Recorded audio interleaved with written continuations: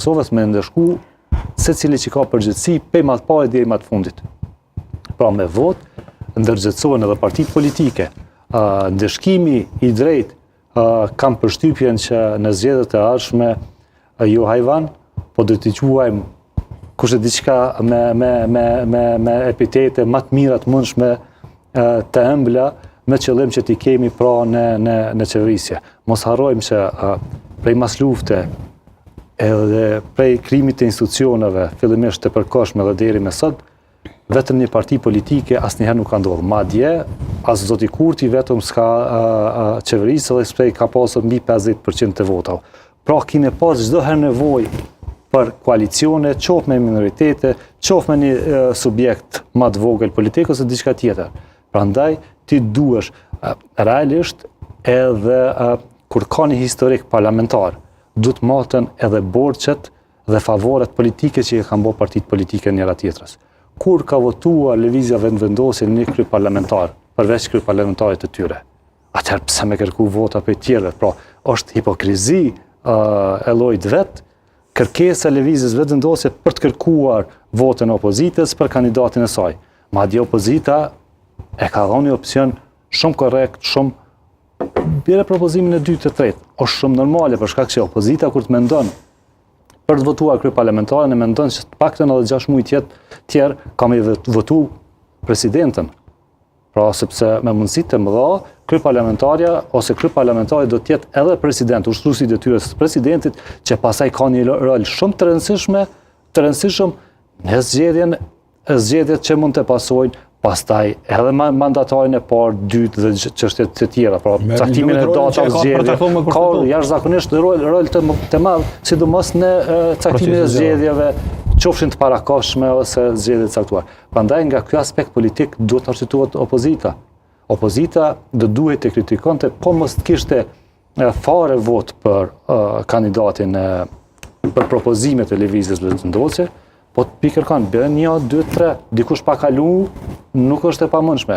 Prandaj është pa kuptim për të tentuar çdo herë, madje kam përshtypjen që lëvizja vendvendosje vetë nuk e don kryp parlamentarin. Dhe don vetëm këtë citat, sepse ka dashur LDK-n në pushtet, po LDK-n e zorshme, pra me ardhur si mungesë bllokimit, me ardhur me një lloj koalicioni së spatumçare.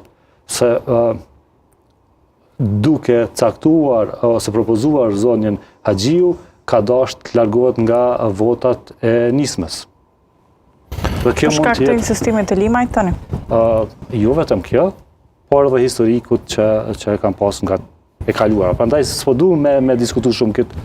Po është një prej mundësive se pse pikërisht zonja Haxhiu në kohën kur u përfol koalicioni me zotin Limaj, zonja Haxhiu propozohet për kryp parlamentare. Rektori, nesër është seanca, para se do ta vazhdosh atë që ishe duke thënë. Nesër është seanca e radhës për pjekja e 12, çfarë prisni se do të ndodhë nesër?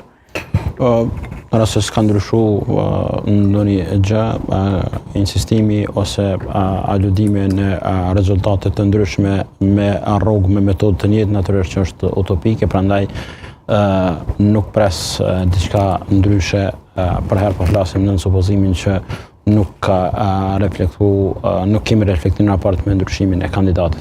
Them desha të shtoj atë sa e përket gjykatës kushtetuese.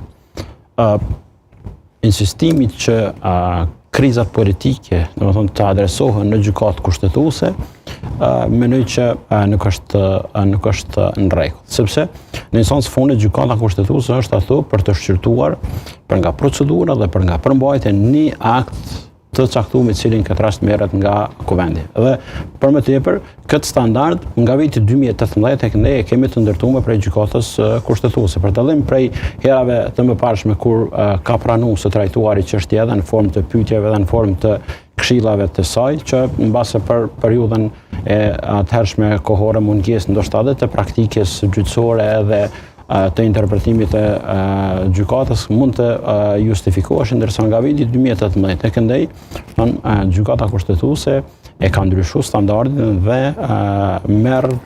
trajton çështje vetëm atëherë kur kemi një vendimarrje. Megjithatë, Në rast se eventualisht do të vazhdon